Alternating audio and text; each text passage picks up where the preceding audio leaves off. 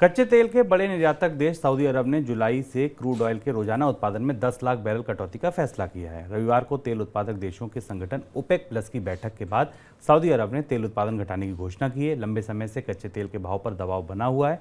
Brent crude का भाव $78 के ऊपर पहुंच गया, जो 5 हफ्ते का ऊपरी स्तर है।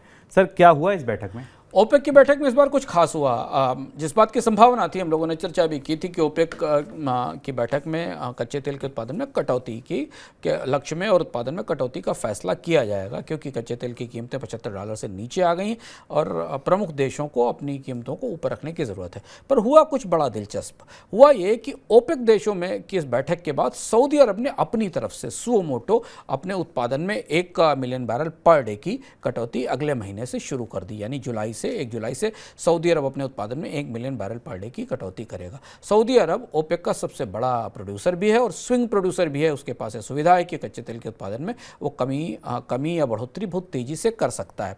इस फैसले पर बाकी ओपेक देशों ने कोई घोषणा नहीं की, उन्होंने अपनी तरफ से कोई बढ़ोतरी नहीं की, पर यह तय किया गया कि वो जुलाई के दौरान जुलाई से लेकर पूरे साल के अंत तक करीब 1.4 मिलियन बैरल पर डे की जो कटौती का लक्ष्य है, लॉन्ग टर्म लक्ष्य है, उस डील को फॉलो करेंगे। अब हुआ यह कि ओपेक की राजनीति में सऊदी अरब इस तेजी से इस कटौती पर आगे आ गया। सऊदी अरब ने ऐसा क्यों किया? क्योंकि सऊदी अरब को कम से कम $80 पर बैरल का रिटर्न चाहिए अपनी अर्थव्यवस्था को चलाने के लिए, और सऊदी अरब ने एक तरह से ट्रेंड सेट करके ओपेक से अपने आप को इस फैसले में थोड़ा आगे बढ़ा दिया।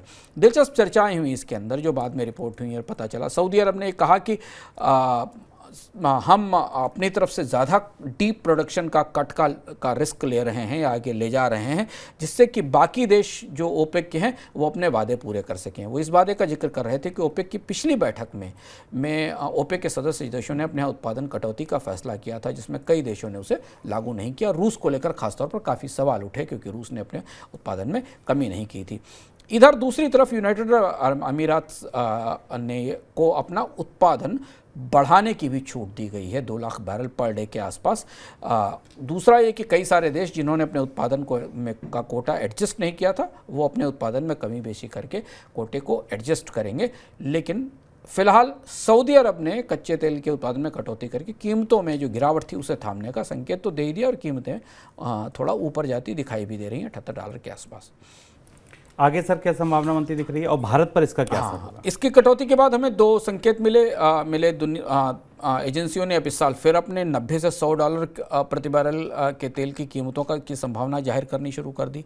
अगर मंदी का असर बहुत गहरा नहीं हुआ, चीन के डेटा थोड़े बेहतर आने शुरू हुए, जैसे सर्विसेज PMI का डेटा चीन में आया, सर्विस के इंडस्ट्री की थोड़ी रिकवरी दिखाई दी, तो कच्चे तेल की कीमतें 90 और $100 से ऊपर जा सकती हैं। इस तरीके के अनुमान आज बाजार में इसके बाद तैरने लगे ओपेक देशों की तरफ से, क्योंकि सऊदी अरब की कटौती 1 जुलाई से लागू होगी और बाकी देश जो ओपेक के हैं वो भी क्रमशः दिसंबर तक अपने उत्पादन में कटौती करेंगे। यानी मांग आपूर्ति का संतुलन फिर सप्लायर्स के हाथ में पहुंच गया, और बाजार में अगर मांग अब टूटती भी है मंदी के तौर पर तब भी ये माना जा रहा है कि कच्चे तेल की कीमतें $80 और $90 पर बैरल से ऊपर रहेंगी। भारत के लिए चुनौती की स्थिति है कि भारत में ने अभी भी कच्चे तेल की एक बड़ी महंगाई देखी है। हालांकि अभी कीमतें $80 के आसपास हैं, जो रिजर्व बैंक ने जो अपना प्रोजेक्टेड रेट था उसके आसपास रखा है।